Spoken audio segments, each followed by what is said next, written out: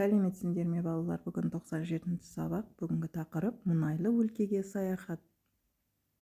Бүгінгі сабақта Қазақстанның мұнайлы өлкесі туралы әңгімелесін.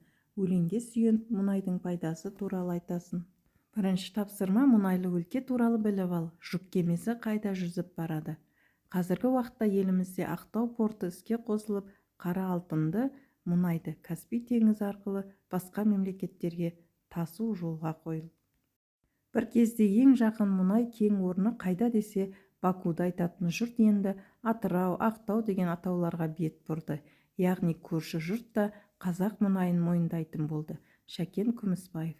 Көрші жұрт дегеніміз балалар шекаралас мемлекет деген мағынаны береді. Екінші тапсырма: түсініп оқы. Мұнай теңізі. Кең даланың астында ғажап теңіз бар екен, жер бетіне тасқындап бір шығуға зар екен. Мұнай теңіз сол екен, қасиеті оның мол екен. Сонау дала төрінен жанады екен от болып, зымыран да сонымен сулайды екен оқ болып.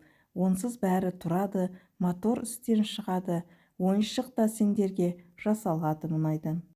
Егін өсер жерлерде сол арқылы таңайған.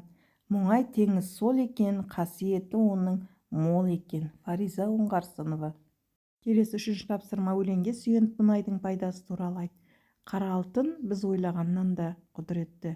Өйткені ол киген киіміміз, ішкен тамағымыз, жүрген жолымыз және оқыған кітабымыз. Төртінші тапсырма: суретке қара және тапсырмаларды орында. Суреттен кімді көріп тұрсын? Өлеңнен осы суретке сәйкес келетін жолдарды тауып оқы. Мұнайшының еңбегі туралы әңгімеле дейді балалар. Бірінші суретте мұнайшы ағай тұр екен. Екінші: онсыз бәрі тұрады, мотор істен шығады. Үшінші: мұнайшының еңбегі оңай емес, ол мұнайды жердің астынан қазып алады. Сол мұнайдан пайдалы заттар жасайды.